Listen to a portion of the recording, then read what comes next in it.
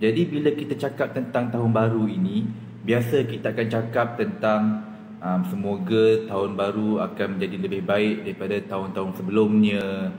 Maknanya kita nak tahun baru kita itu ialah tahun yang lebih baik lah, tahun yang lebih positif, lebih mendapat rezeki dan sebagainya. Okey, tetapi bagi saya pada tahun ini merupakan tahun baru yang lebih mencabar.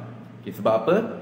Sebab kita sudah mengharungi tahun 2020 yang sangat mencabar dengan COVID-19-nya, dengan orang hilang kerja apa semua. Dan saya nampak ia mungkin akan bersambung pada tahun 2021 ini dan cabaran yang bakal datang itu lebih dahsyat. Okey.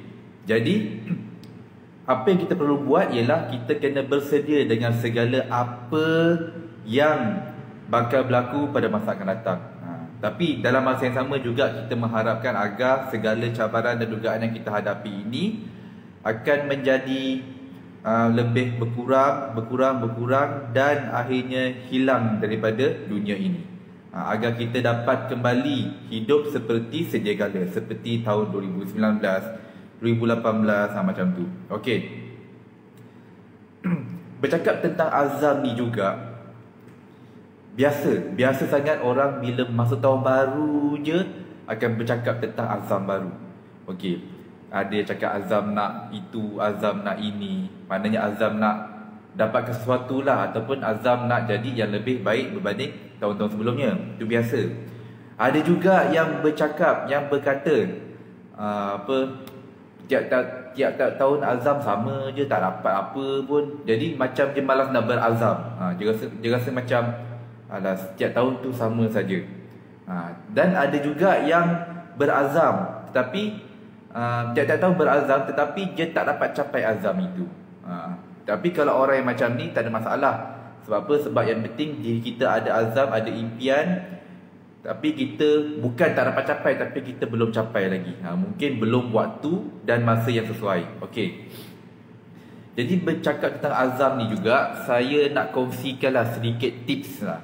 Sedikit tips yang mana tips ini semua orang dah tahu, tapi biasalah kita manusia perlu sentiasa diingatkan. Okey, jadi saya nak ingatkan ataupun saya nak kongsikan satu tips lah macam mana kita nak capai azam kita itu. Okey. Tipsnya ialah, biasa tak kalau kita orang ataupun orang cakap apa pun, orang cakap kalau nak apa-apa kita kena tulis, kita kena gambarkan benda tu. Okey, jadi begitu juga dengan kita punya azam baru, dengan kita punya impian dan matlamat baru. Kita kena tulis kita punya impian, kita punya azam itu, kita kena tulis. Dan kalau boleh gambarkan, kita gambarkan. Kalau ada gambar, kita print gambar tu ke internet, kita tampal. Sebab apa? Sebab kita nak benda tu nampak. Kita nak azam kita itu, kita nak impian kita itu, kita nak apa yang kita nak itu nampak. Jadi bila kita nampak benda itu, kita akan lebih berusaha untuk mengejar ke arah itu. Okey. Tetapi bila kita menulis impian ini, menulis azam, menulis matlamat, kita kena tulis dengan jelas. Jelas ni maksudnya kita kena tulis dengan lebih terperinci, dengan lebih apa yang kita nak. Sebagai contoh,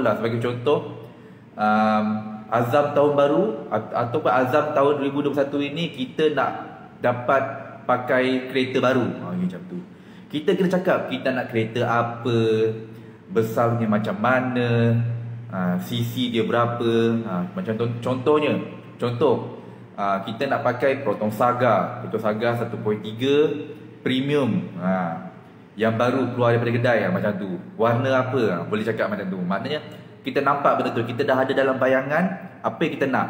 Ataupun kalau bagi yang kaki kereta, mungkin yang nak kata dia nak pakai apa nama tu, Honda Civic Type R FK8R.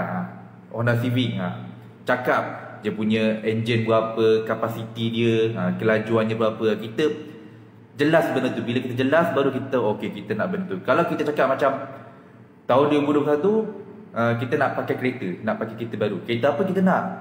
Jadi macam kita nak kereta lain, tapi yang kita mampu ialah kereta lain. Macam tu. Mungkin kita nak kereta Proton apa, Proton X70, tapi kita lalas kita beli apa? Kita belilah Proton Saga ke apa ke, macam tu. Memang kita rasa macam okey, impian dah tercapai. Impian tahun dulu dah tercapai untuk memiliki kereta. Tetapi adakah itu kereta yang kita betul-betul nak? Macam tu contohnya. Maknanya impian kita ini kena spesifikkan. Kena spesifikkan agar kita lebih bersemangat untuk kita kejar benda itu. Tapi tak ada masalah sebenarnya. Kalau macam kata impian kita tinggi tapi kita dapat yang rendah sikit, itu tak ada masalah. Tapi yang penting cukup dengan keperluan kita. Maknanya kita berjaya capai keperluan kita itu. Tapi itu tak ada masalah sebenarnya. Cuma itu yang saya sarankan. Yang saya sarankan maknanya agar kita nyatakan dengan terperinci supaya lebih mudah untuk kita capai impian kita itu. Okay, sebagai contoh lagi, ada yang kata macam budak-budak muda yang kata okey, tahun ni nak dapat beli rumah yang pertama. Okay, rumah yang pertama lah, tak kisahlah rumah apa. Okey, tulis rumah tu macam mana, macam mana reka bentuk rumah itu, mungkin setingkat ke, 2 tingkat ke, berapa keluasan dia. Buat secara lebih terperinci, agar kita nampak apa yang kita nak tu, macam tu yang kita akan dapat nanti. Kita tulis lebih kurang. Apa lagi? Impian apa lagi biasa orang cakap? Impian, okey, impian nak kahwin. Impian nak kahwin pun kena terperinci juga. Nak kahwin bila, dengan siapa. Kalau contoh apa, tahun ni nak berkahwin ataupun at least nak bertunang ke apa, dengan contoh, sebut namanya. Kalau namanya Hidayah, cakap namanya Hidayah. Kalau namanya Aiman, cakap namanya Aiman, macam tu.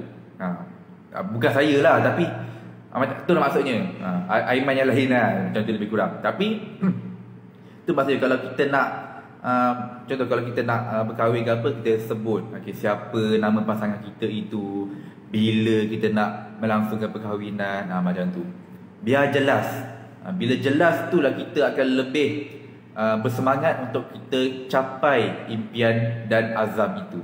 Okey. Sebab apa? Sebab apa kita kena jelas dan kita kena tulis? Sebab biasa orang berazam nak itu, nak ini, tapi mereka tak tulis. Bila mereka tak tulis, sebenarnya mereka tak nampak apa yang mereka nak. Bila mereka tak nampak, jadi mereka akan cepat putus asa. Rasa macam dah usaha sikit, lepas tu alamak, tak boleh lah, so dah putus asa. Padahal baru usaha sikit. Jadi nak tak nak kena tulis apa yang kita nak. Jadi itulah apa yang saya nak kongsikan pada hari ini. Maknanya impian itu, matlamat itu, azam itu kita kena tulis. Okey, satu lagi ini perkongsian daripada rakan-rakan saya. Rakan-rakan saya di City University ini bercakap tentang impian ini. Maknanya kita tulis impian itu dan kita kongsikan kepada kawan kita. Okey, contohnya kita tulis beberapa impian, lepas tu kita kongsikan kepada kawan kita, kawan sepejabat kita ataupun kawan baik kita kongsikan kepada mereka, dan mereka juga kongsikan impian mereka kepada kita.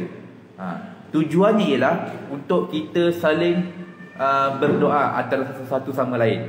Mungkin contoh seperti saya sendiri, saya doakan sahabat saya untuk dia dapat capai impian dia, dan sahabat saya itu doakan saya balik, macam tu. Dan begitu juga kepada orang-orang lain, saling mendoakan antara satu sama lain. Sebab apa? Sebab kita tak tahu doa siapa yang akan diangkat, doa siapa yang lebih mudah makbul. Jadi kita dengan cara inilah kita usaha untuk kita capai impian kita gitu. Jadi di sebalik kita berusaha, kita juga perlukan bantuan dan doa daripada rakan-rakan kita, bantuan dan doa daripada keluarga kita, macam tu.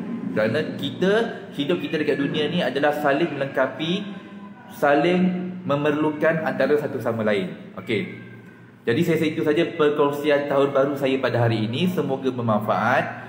Dan sekali lagi saya ucapkan selamat tahun baru diucapkan buat semua yang menonton live saya pada hari ini, dan juga buat semua rakan-rakan saya. Semoga tahun baru ini merupakan tahun yang memberikan sesuatu yang indah dan bahagia buat kita pada masa akan datang. Sebab apa?